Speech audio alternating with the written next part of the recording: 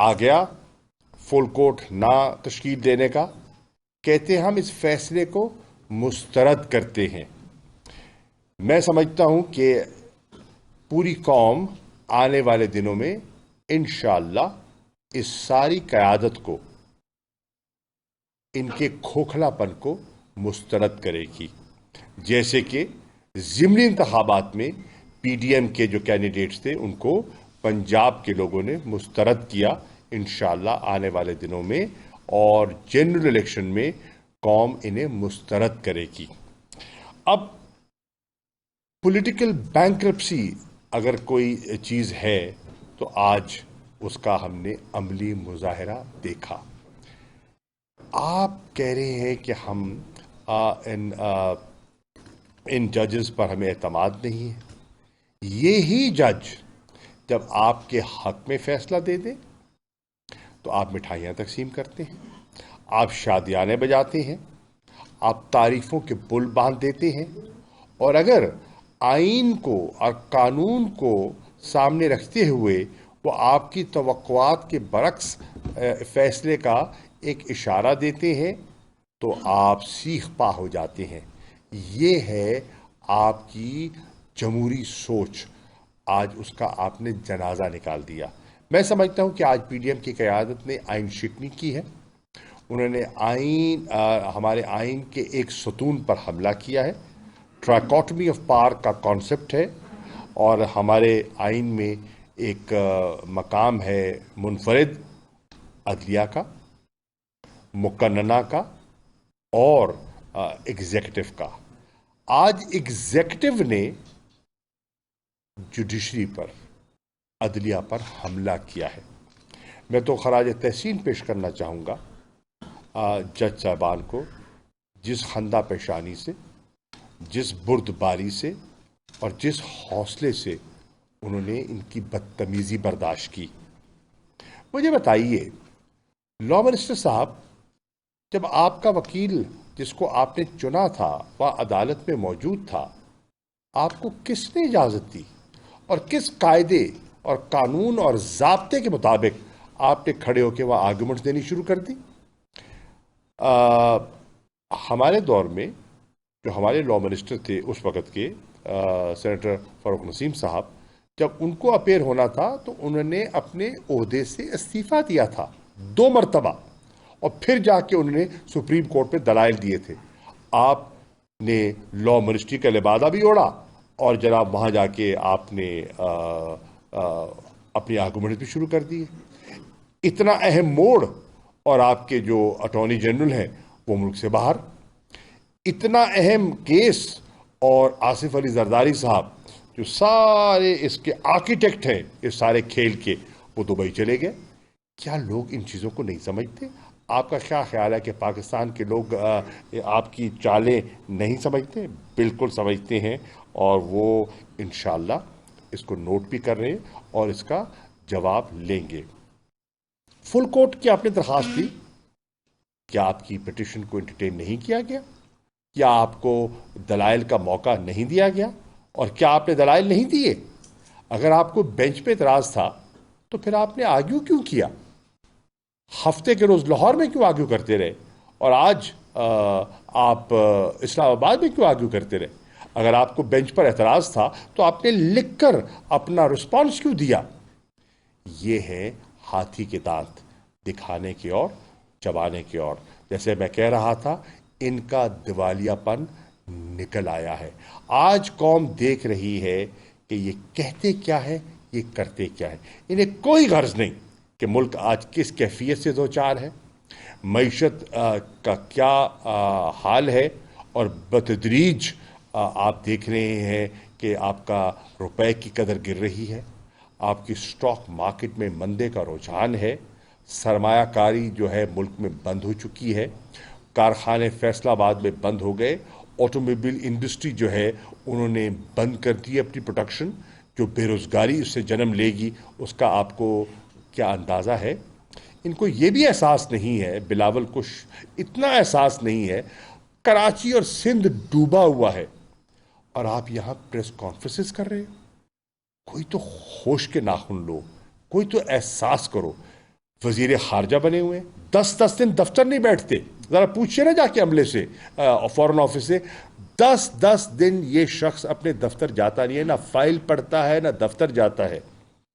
हालत एतमाद का ये है रिश्ता वजीर आजम में और फॉरेन मिनिस्टर में कि फातमी साहब को भेजा हुआ है वाशिंगटन लॉबी करने के लिए, और फॉरेन मिनिस्टर को इल्मी नहीं है। ये तो रब्त है इस हुकूमत का, ये तो कैफियत है। कोई इनमें रब्त नहीं, कोई ममासलत नहीं, सिर्फ ये एक इमरान खान का खौफ जो है इन पर इतना तारी हो चुका है कि इन्होंने सब कुछ भुला दिया। ना इनका मंशूर एक, ना इनका नजरिया एक, ना इनका झंडा एक, ना इनका निशान एक, ना इनकी मंजिल एक, और ये यकजा दिखाई दे रहे हैं।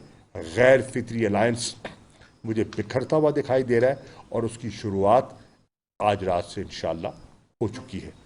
शुक्रिया। मैं कुछ बात करना चाहता हूँ। देखें जी, मैंने बड़े गौर से बैठ के इत्तफाकन, क्योंकि ये आ गया था कि जिनकी प्रेस कॉन्फ्रेंस आने वाली है, ये करने वाले हैं सारे मुल्क के बड़े नामवर चोर मिलकर दोबारा। लेकिन आज मेरी नज़र में मेरे ख्याल में ये भी सिविलाइज वर्ल्ड में शायद पहली दफ़ा ही हुआ है कि सिटिंग गवर्नमेंट आला तरीन अदलिया की, यानी कि सुप्रीम कोर्ट का बायकॉट करने जा रही है। ये एक तमाशा है। और मैं आपको याद दिलाना चाहता हूं कि यही जो इनका आज वकील है इरफान कादिर, ये जब अटॉर्नी जनरल था पीपल्स पार्टी के दौर में, इसने एक दफ़ा ये कोशिश की थी चीफ जस्टिस इफ्तिखार चौधरी के क्वेटा बेंच रजिस्ट्री में, ये वहाँ चला गया था, अटॉर्नी जनरल था उस वक्त ये। आज अगर सिटिंग गवर्नमेंट सुप्रीम कोर्ट का ही बायकॉट कर रही है, यानी कि ये मेरी नज़र में तो पूरी हाई ट्रीजन है ये। और है क्या, आप मुझे बताएं। एक वहां खड़ा हुआ बिलावल ने एक बेवकूफ़ी का स्टेटमेंट पहले भी दिया था, शाहजी आपको याद होगा, OIC कॉन्फ्रेंस से पहले। उसने कहा था जी हम OIC कॉन्फ्रेंस होने नहीं देंगे, हम असेंबली में आने नहीं देंगे। एक फोन कॉल आई ना, वो अलिफ की तरह सीधा हो गया।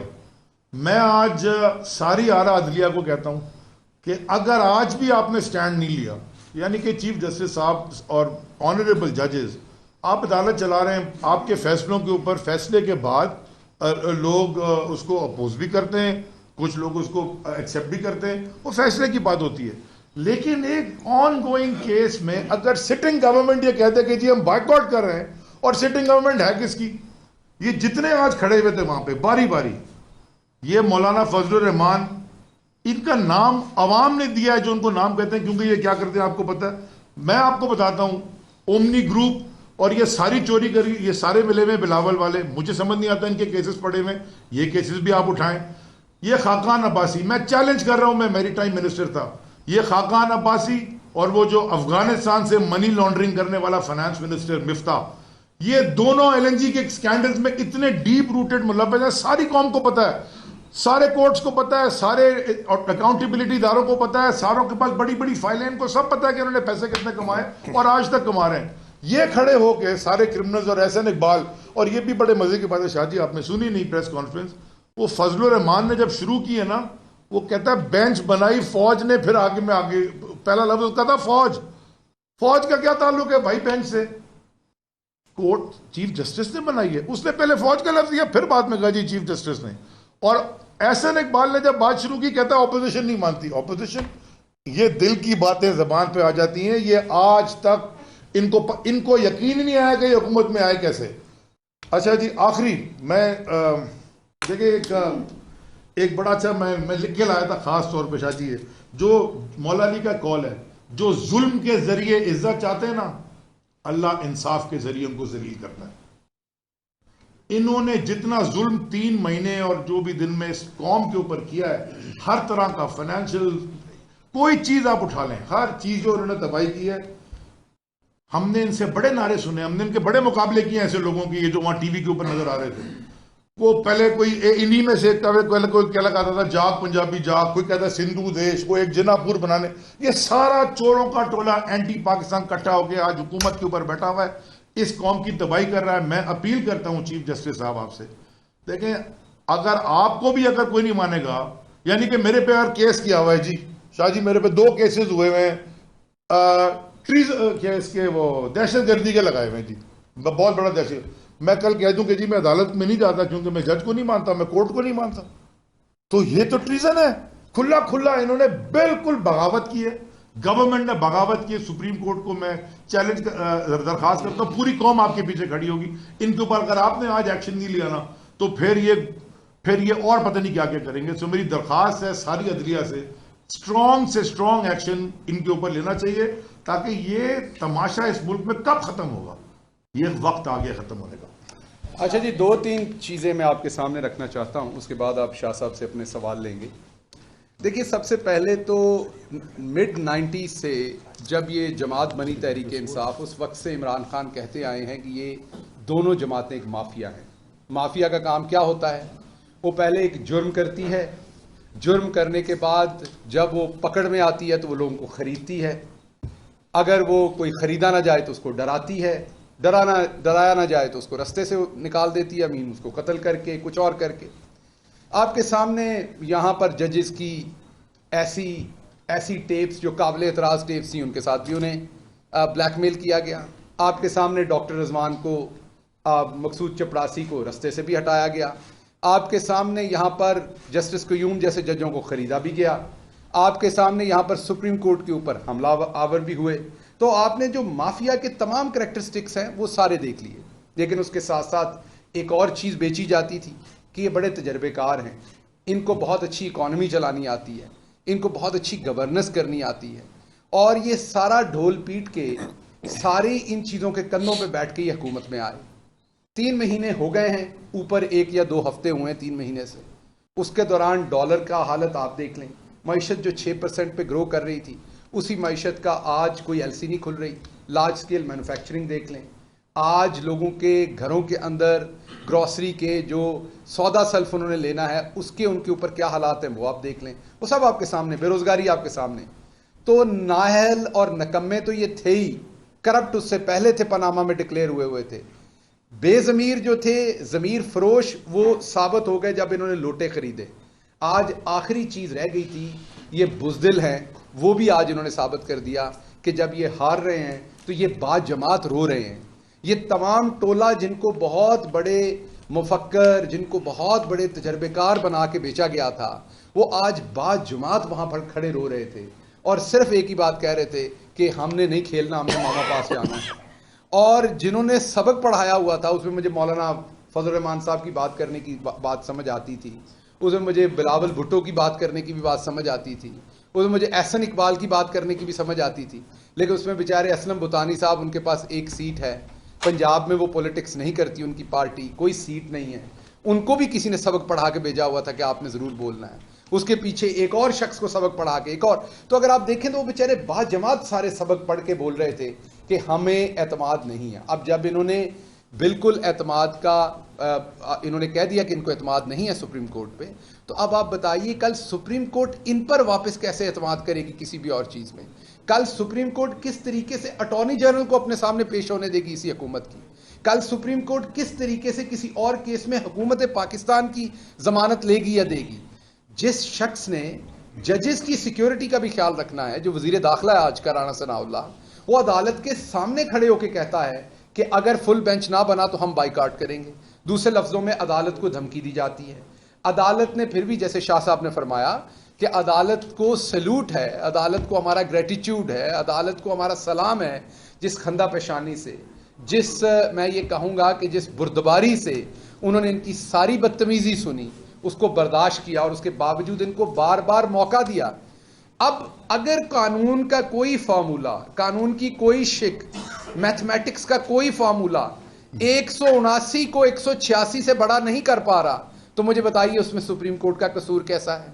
अब अगर आपको जजेस चाहिए, आपको ये वाले 3 जजेस नहीं चाहिए, हालांकि यही जजेस थे जब इन्होंने कासिम सूरी साहब के खिलाफ जो रूलिंग की उसके खिलाफ फैसला दिया तो आपने मिठाइयां बांटी थी।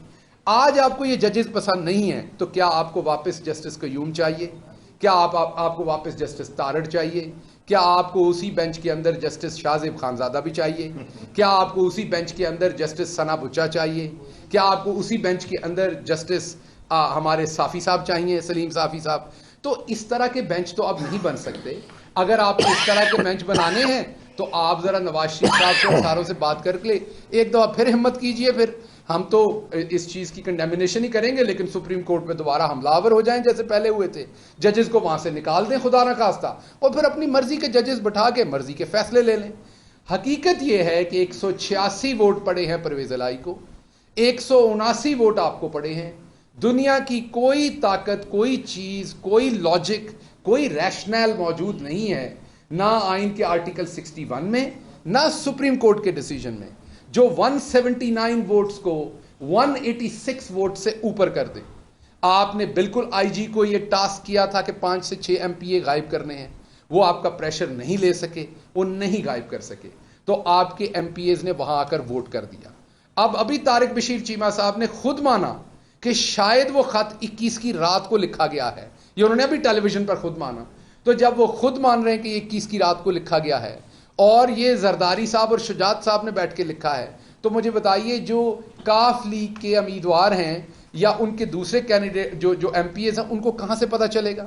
अच्छा, अगर डिप्टी स्पीकर के पास ये खत पहले से आया हुआ था, तो जब वो बैठे जाके असेंबली में, तो क्या उन्हें काफ लीग के लोगों को ये तला नहीं देनी चाहिए थी ताकि वो अपना वोट जाया ना करते? हो सकता है उन्होंने हमजा को वोट डालना होता, लेटर सर्कुलेट वही लेटर की कॉपी करवाते, उन्हें एक सर्कुलेशन भेजते और फिर कहते, पढ़ के सुनाते, कहते कि आपको कॉपी दे दी, अब आप पढ़ लें, ये ओरिजिनल मेरे पास है, आके देख लें, आपको हक है अपना वोट खराब ना करें। ये आइन के आर्टिकल, वैसे तो आइन में गुंजाइश नहीं है कि हेड ऑफ पार्टी जो है वो ये कर सके, लेकिन अगर लगता था स्पीकर को, वो कह रहे हैं मुझे अभी मिला लेटर, अभी कब मिला? असेंबली के दरवाजे तो बंद हो गए थे, वहां सबके सामने उन्होंने निकाला। दूसरा इसमें आइनी पॉइंट, कानूनी पॉइंट एक और है कि अब 176 वोट है वो आप कहते हैं पीटीआई के लोगों के हैं। अब आपने परवेज इलाही का वोट तो गिनानी कैंसिल कर दिया, तो उम्मीदवार तो खत्म हो गया। तो फिर ये बताएं वो 176 किसको मिले? जब परवेज इलाही खुद अपने आप को वोट नहीं डाल सके, तो उम्मीदवार तो परवेज इलाही खत्म हो गए।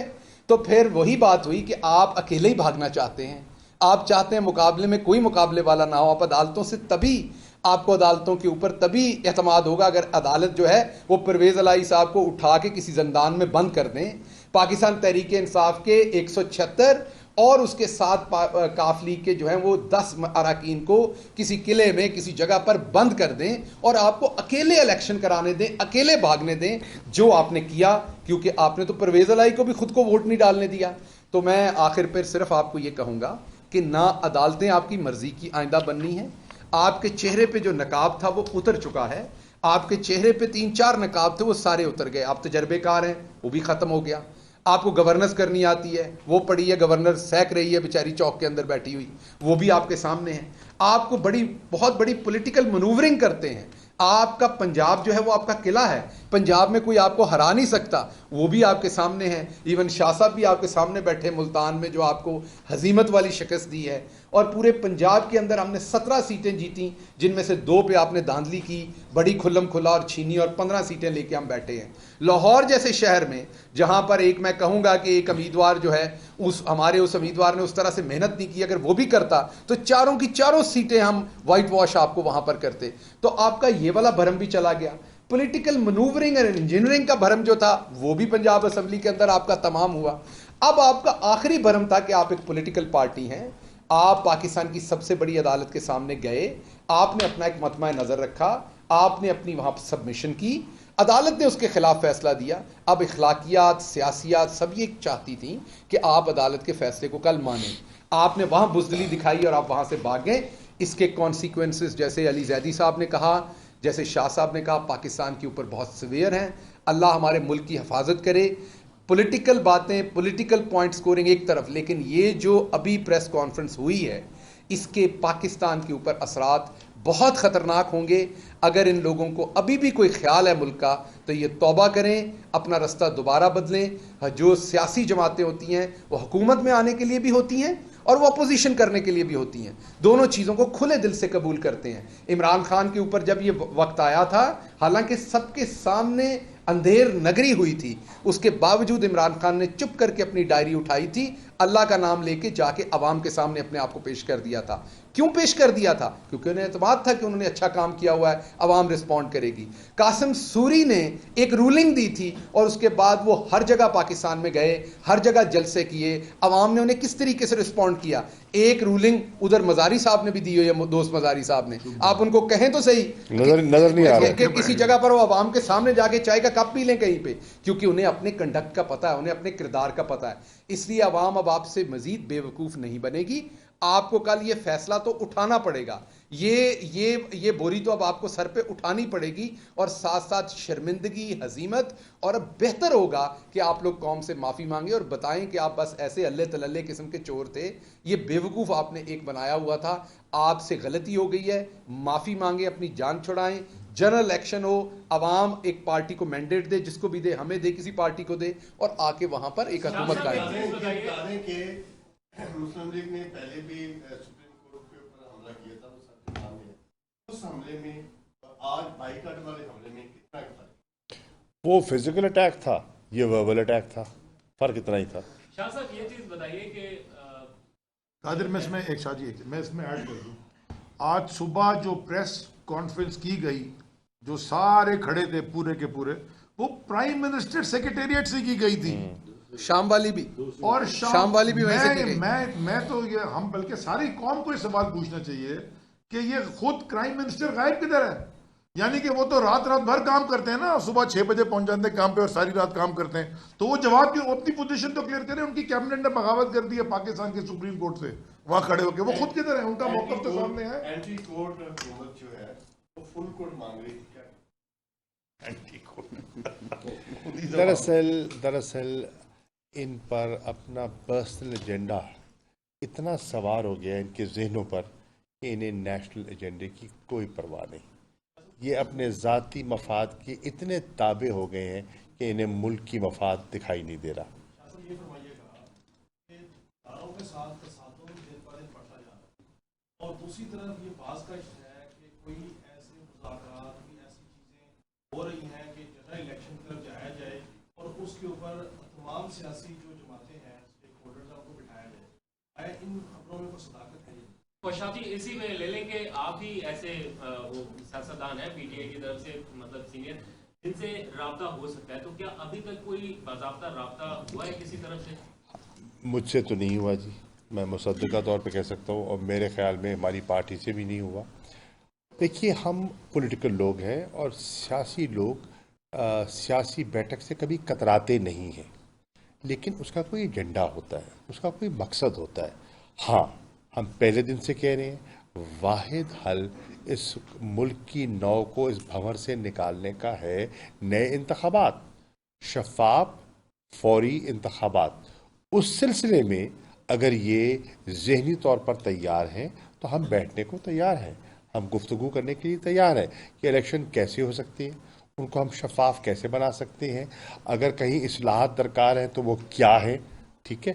इलेक्शन कमीशन को हमने क्रेडिबल कैसे बनाना है, उसकी क्रेडिबिलिटी जो मुतासिर हुई है उसको हमने बहाल कैसे करना है, इस पे गुफ्तगू हो सकती है। हम कोई हट धर्मी का मुजाहरा नहीं करेंगे, हमारी कोई ज़ाती दुश्मनी तो नहीं है उनके साथ। हम तो कह रहे हैं कि मुल्क के तकाजे ये हैं और ये मुल्क के तकाज़ों को पूरा नहीं कर पा रहे, क्योंकि उनका ऑब्जेक्टिव अपने केसेस को दफन करना था, उनका ऑब्जेक्टिव नैब को डिफैंग करना था, और अपने ऑब्जेक्टिव्स को हासिल करने के लिए वो मुल्क को अगर डिफॉल्ट की तरफ धकेल दें तो ये बहुत बड़ा अलमिया होगा।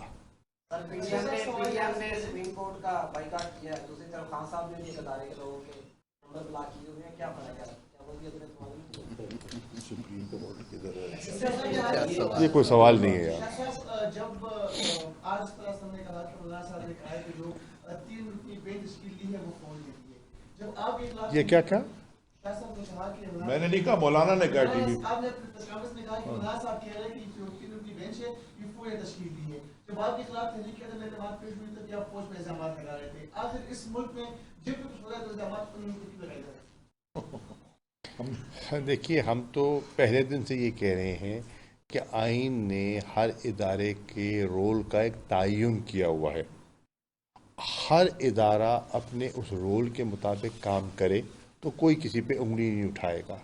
जो एग्जेक्टिव की जिम्मेदारियां हैं वो एग्जेक्टिव अदा करे, जो लेजिस्लेचर की जिम्मेदारी है, कानून साजी है, पॉलिसी मेकिंग है, वो लेजिस्लेचर को करनी चाहिए। जो आइन की इंटरप्रिटेशन है, तशरीह है, इंसाफ मुहैया करना है, जो जुडिशरी की जिम्मेदारी है, वो उसे करनी चाहिए। तो जब सारे इदारे आइन की तयशुदा हदूद व क़यूद के अंदर रहते हुए काम करते हैं तो ये मुश्किलात से हम निकल जाएंगे। मैं समझता हूँ कि पाकिस्तान इवॉल्व कर रहा है, इवॉल्व कर चुका है। आपके लोगों ने बड़ी सियासी पुख्तगी और मेच्योरिटी का मुजाहरा किया है। उन्होंने नहीं देखा कि मिसाल के तौर पर आप बाई इलेक्शन को ले लीजिए, एक तरफ सरकारी फंड्स थे, रियायत थी, मराद थी, और दूसरी तरफ एक ऐसे कैंडिडेट को वोट दे रहे थे जो बज़ाहिर अगर जीत भी जाता तो अपोजिशन में बैठना था।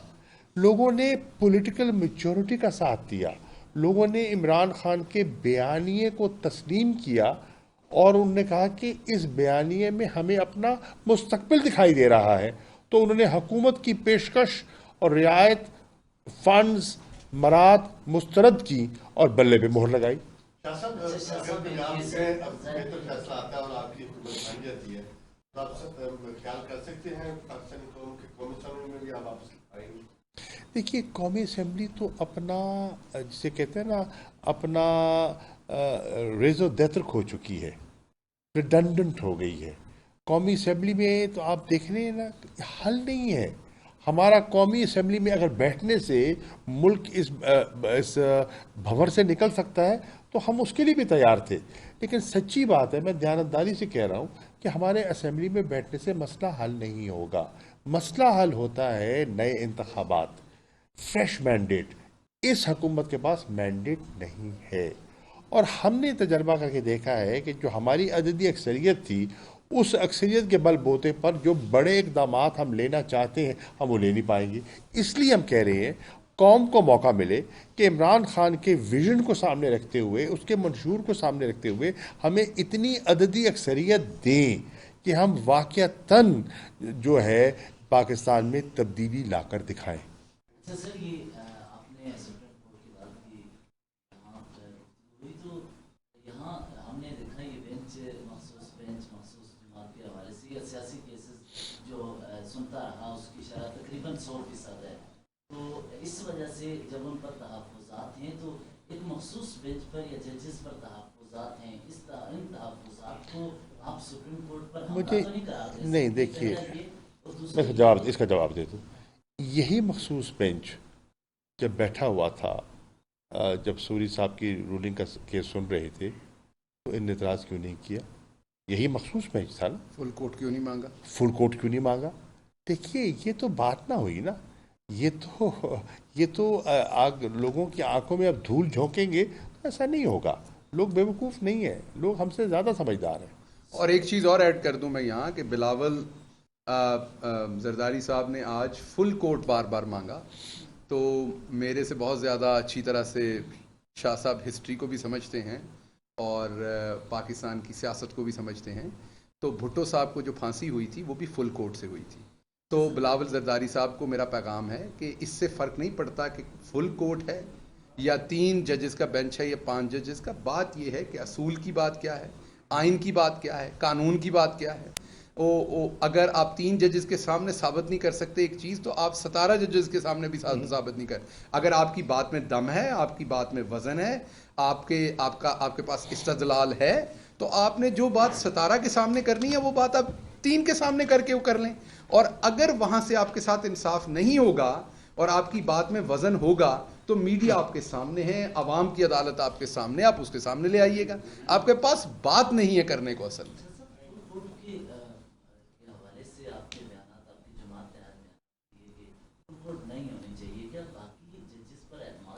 नहीं, ऐसी बात नहीं है। देखिए, फुल कोर्ट की तश्कील की कोई बुनियाद होनी चाहिए ना। क्या कोई कॉन्स्टिट्यूशनल मैटर ज़ेर बहस था? अगर कोई इस नौइयत का मसला होता, फुल कोर्ट बने हैं, लेकिन कई दफ़ा फुल कोर्ट की दरख्वास्त और कई मरतबा मुस्तरद भी हुई है। बहुत से केसेस ऐसे हैं कि फुल कोर्ट का मुतालबा किया गया आज से पहले और वो नहीं माना गया क्योंकि उस वक्त के जज साहबान की नज़र में उसकी अहमियत नहीं थी, उसका वज़न नहीं था। जहां उनने समझा कि वज़न है तो वहां उन्हें बनाया। और ये अख्तियार किसका है? ये अख्तियार चीफ जस्टिस साहब का है।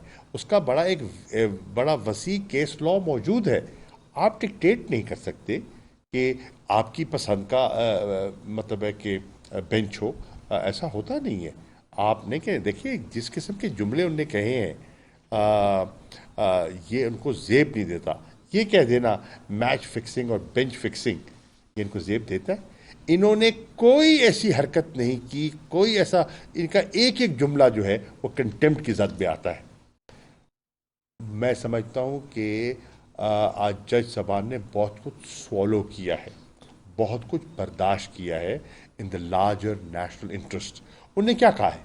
उन्होंने कहा हमारा इंटरेस्ट एक है कि अप्रैल से ये एक सिलसिला चल रहा है और अदम इस्तेहकाम है, और हम नहीं चाहते कि स्टेट ऑफ पाकिस्तान इसका मुसलसल इसकी शिकार रहे।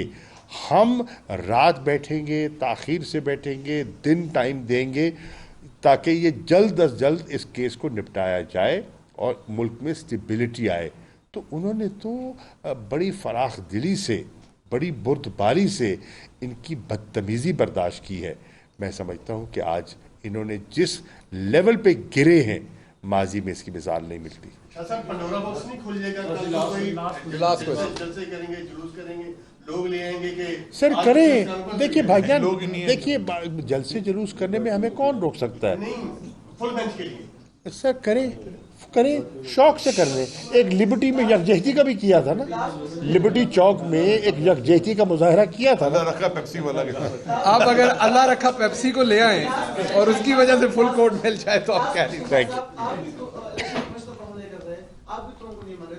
रियासती अदारे के सरबराह पे हमले कर रहे हैं। मैंने आपकी कोनी देख ली थी, आपने उनको लगाई थी, मैं समझ गया था सवाल कहाँ से आ रहा है। इस वक्त थैंक यू। प्रेस कॉन्फ्रेंस कर रहे हैं। शाह महमूद कुरैशी का प्रेस कॉन्फ्रेंस करते हुए कहना था कि ये जो तमाम लोग हैं